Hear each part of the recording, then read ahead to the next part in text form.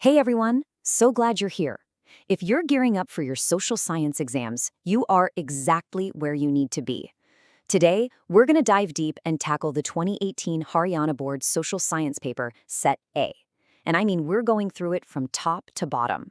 The whole point here isn't just to give you the answers. Nah, that's too easy. We're going to break down why the answers are what they are so you really get it. Let's get you ready to ace this thing. Okay, before we get started, I've got to give a massive shout out. This whole explainer, all the detailed work you're about to see, was put together by the expert Mr. Mukesh Kumar Jain. He's a lecturer in economics, and honestly, his work is the backbone of this whole guide. So a huge thank you to him for his incredible expertise. All right, so here's our roadmap. We'll kick things off with Section A, the objective questions, then move through very short answers, case studies, short answers, the big essay questions, and wrap it all up with the map skills in Section F. We're not skipping a single thing. Let's do this. All right, let's dive right in. First up is Section A, the objective questions. You know the drill. These are the quick one-mark questions that test what you really know across history, civics, the whole shebang. So let's get started. Okay, here we go. Answers for questions 1 through 8. Let's highlight a couple of really important ones. Look at question 3, the Simon Commission's arrival in India. The year is 1928. Now, why is this such a big deal? Well, because there were 0 Indian members on it, which you can imagine caused huge protests and really fired up the independence movement. Then jump over to question 6, a little civics for you. In Belgium, 59% of the population speaks Dutch. That's not just a random fact, right? It's the key to understanding their whole system of power sharing. It's these kinds of specific details you've got to have memorized. All right, next batch, questions 9 to 16. You can see we're jumping around between subjects here. Take question 10 from economics. What's the main difference between public and private sectors? It all comes down to one word, ownership. Who owns the company? Is it the government or is it private individuals? That's it. And then you've got straight up history facts, like in question 16, Mahatma Buddha's birth year, 563 BC. For these, it's just about having that info ready to Now for a classic, the assertion and reason questions. These can be tricky, so let's walk through question 19 together. So the assertion says that the third tier of democracy, our local governments, got more powerful in 1992. The reason claims this is because it became mandatory to hold regular elections for them. So you have to ask yourself, does the reason actually explain the assertion? Well, yeah, it totally does. Forcing regular elections by law is one of the biggest things that made local governments stronger and more accountable. So A is true, R is true, and R is definitely the right explanation for A. Okay, let's do one more of these. Question 20. The assertion, the tertiary sector is also called the service sector. Is that true? Yes, 100%. But now look at the reason. It says the tertiary sector produces goods. Is that right? No way. That's the secondary or manufacturing sector. The tertiary sector is all about services. Think teachers, doctors, banking. So the assertion is true, but the reason is totally false. And that's a wrap on Section A. Now, let's gear up for Section B, very short answer questions. These are worth 2 marks, so the name of the game here is to be sharp and to the point. No need for long paragraphs, just give them the facts. All right, let's run through the first few.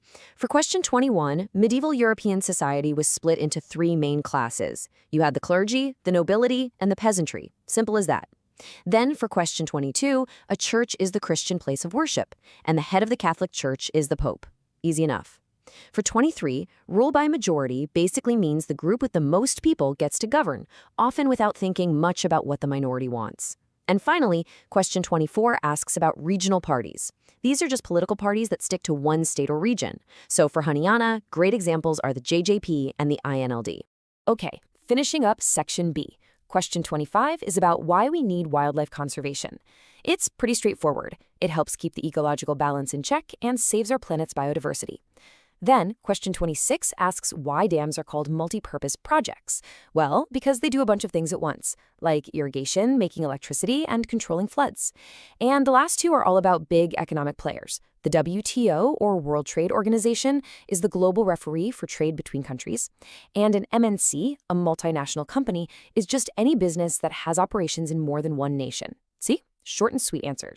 Okay, time for Section C, the case study questions. Now, I love these, and you should too. Why? Because all the answers are literally right there in the text they give you. It's not about what you've memorized, it's all about how well you can read and pull out the information. So, let's see how it's done. So our first paragraph is about India-Pakistan relations. The first question asks about the nature of these relations. The text says they're marked by competition, tension, conflict, and war. Boom, there's your answer. The second question asks how many times Pakistan has attacked. The text says 4 times and even lists the years. And the third question is about terrorism, which the paragraph says Pakistan is continuously encouraging. See, it's like a treasure hunt where the map is the paragraph itself. Let's check out the next one. This is all about democracy. Question 1. What's the very spirit of democracy? The first line tells you straight up, power sharing. Next question, what's a legitimate government? The paragraph defines it as one where all groups participate.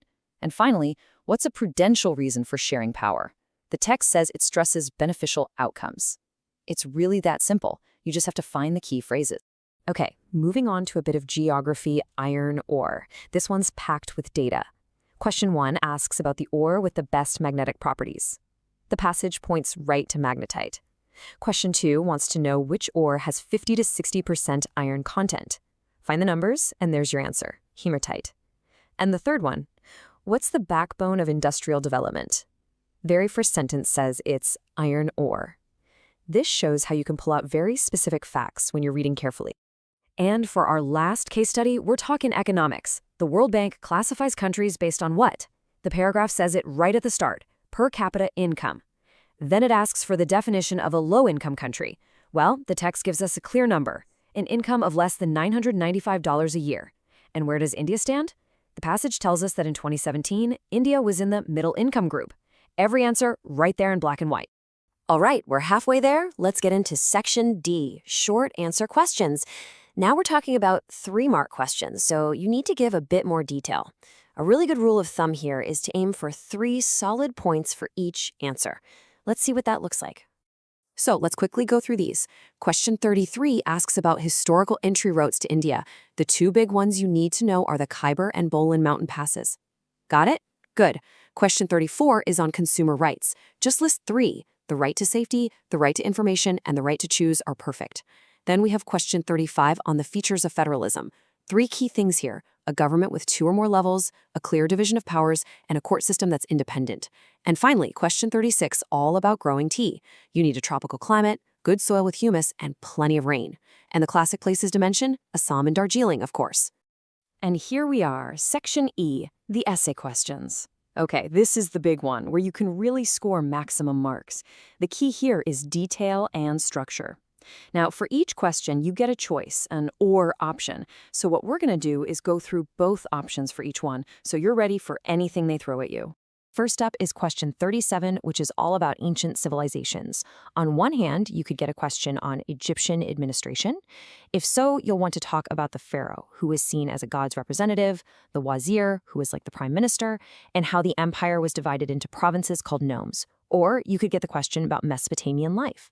For that one, you'd focus on their religion. They had many gods and built temples called ziggurats, and their society, which had 3 classes, upper, middle, and lower, which included slaves. Question 38 takes us into political systems. Your first choice is to explain the functions of a political party. This one's pretty straightforward, right? They contest elections, they create policies, they help make laws, they run the government, and if they lose, they act as the opposition. The other option is to argue why democracy is the best form of government. For this, you'd want to hit on the big ideas. It promotes equality, it respects the dignity of every person, it usually leads to better decisions, and, this is a big one, it gives us a way to correct our own mistakes. Okay, question 39 is interesting because it gives you a few different paths to take. The main question is about industrial pollution. You need to talk about the types, air, water, noise, and then, importantly, how to prevent it, like recycling water and using cleaner machines. Or you could choose the first or option, about pipeline transport. You'd talk about its advantages, like having a steady supply with low running costs, and you'd want to mention the big 3 networks, like the one from Assam to Kanpur. And the final choice is a classic debate, roads versus railways. If you pick this, you'd argue why roads are sometimes better. They're cheaper to build, they can go into tricky terrain where trains can't, and they offer that amazing door-to-door service. We're on the home stretch now. The last stop is Section F, map skill questions. This is the final piece of the paper, where you get to show off your geography skills by locating key places on a map. So what do you need to know? On the world map, you'll have to identify 2 British colonies in Asia. India and Sri Lanka are probably the easiest to remember, but Burma or Hong Kong would also work. Then you'll switch to an India map to locate 3 major dams. You need to know that the Sardar Sarovar Dam is in Gujarat, the Hirakud Dam is in Odisha, and the Tehri Dam is in Uttarakhand. Nail these locations and you've nailed the final section. And that's it. We've officially gone through the entire 2018 social science paper from question 1 all the way to the final map. Now, to really help you lock all this in, I've got something for you. You can download a really great PDF of this complete solved paper. Just check out the link in the description box. Seriously, download it, use it to revise, and you'll be able to walk into that exam feeling totally prepared. Thanks so much for joining me, and best of luck with your studies.